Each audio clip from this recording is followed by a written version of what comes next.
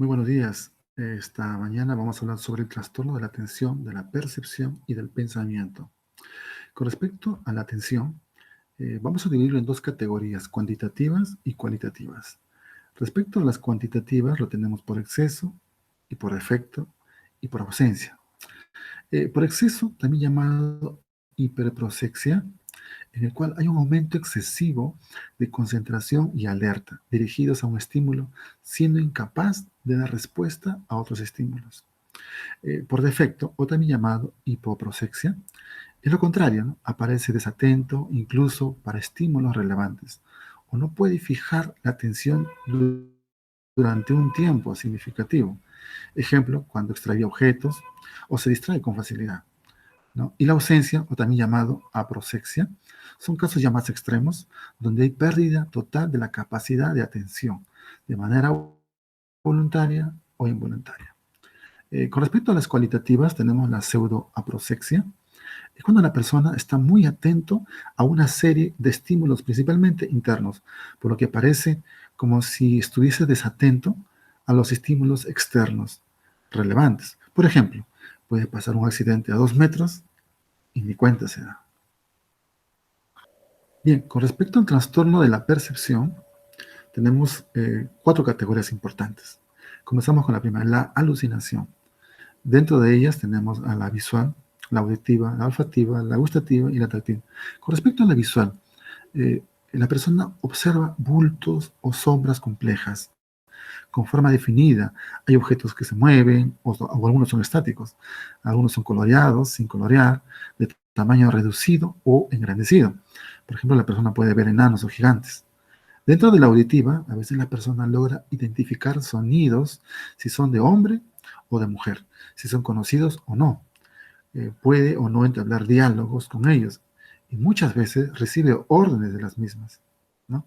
Con respecto a las olfativas, por ejemplo, tenemos a la cacosmia, en la cual el sujeto percibe en forma reiterada e intensa la emisión de olores fétidos que emana de su propio cuerpo, aunque objetivamente ello no sea así, ¿no? Tenemos a la gustativa, es cuando hay alteraciones de los sabores, principalmente de los alimentos, en cuyo caso puede conducir a su rechazo sistemático.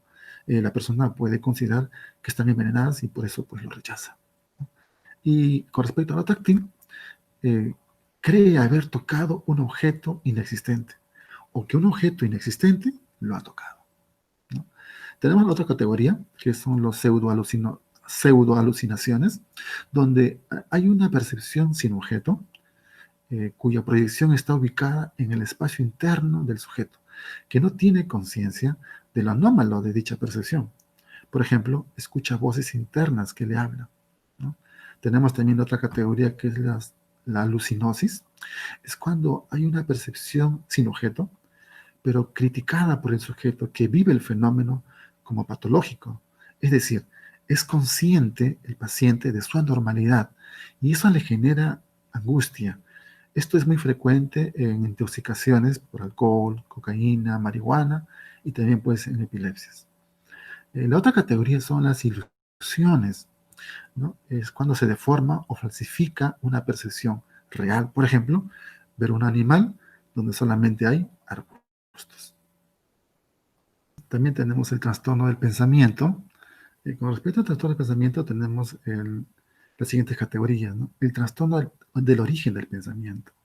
Tenemos el tipo autista, es la persona que va perdiendo el sentido de la realidad, cambia su mundo fantástico por lo real y la realidad por una ilusión, y donde el pensamiento del autista está dirigido a las necesidades efectivas. Tenemos el concreto, cuando se pierde la capacidad de simbolizar.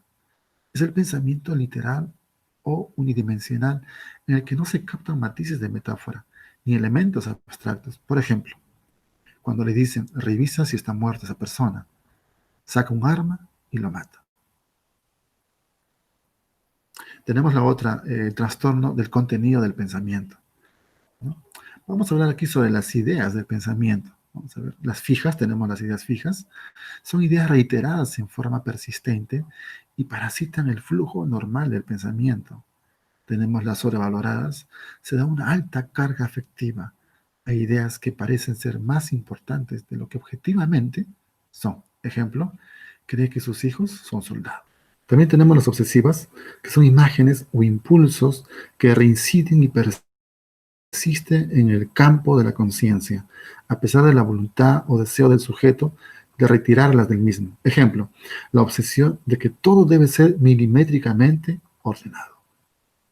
Tenemos las fóbicas, son ideas asociadas a temores irracionales, que generan marcada angustia y limitan aspectos de la vida cotidiana. Por ejemplo, el paciente se aterroriza por ver una serpiente en la televisión, ¿no? Y por último tenemos las delirantes. Es una idea patológica errónea o absurda, inmodificable, y es la parte importante, inmodificable e incorregible, que no permite crítica de la realidad y que modifica la personalidad. Ejemplo, preocupación constante por la lealtad de los amigos hacia él. Una tendencia continua a leer significados amenazantes en comentarios. La otra categoría es trastorno del curso de pensamiento. Tenemos por defecto y por exceso. Por defecto, también tenemos la bradipsiquia. Es cuando hay un aumento significativo del tiempo de latencia entre el estímulo y la respuesta. Un ejemplo es cuando yo le pregunto algo, pero me responde después de cierto tiempo. Un ejemplo es los pacientes del Alzheimer, por ejemplo. Otro es por exceso, ¿no? Dentro de ello tenemos a la taquipsiquia. Es cuando hay un aumento significativo de la velocidad de pensamiento, ¿no? Es lo contrario de la bradipsiquia, ¿no? Es el aumento de la cantidad de palabras por unidad de tiempo. Es mayor, hay una mayor espontaneidad y disminución del tiempo de respuesta, ¿no? Un ejemplo típico se da en la fase maníaca del trastorno bipolar, ¿no? También tenemos la otra categoría que es el trastorno de la forma del pensamiento. Dentro de la misma tenemos en la que es la disgregación, es cuando las ideas no guardan relación entre sí, a pesar que el paciente elabore frases que siendo adecuadas por separado, no están relacionadas en conjunto.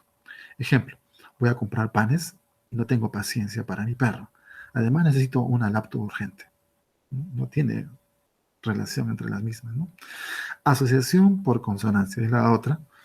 El otro tipo, asociación por sonidos similares o en rima. Un ejemplo es por tal palo, palio espero. El otro tipo es la perseveración.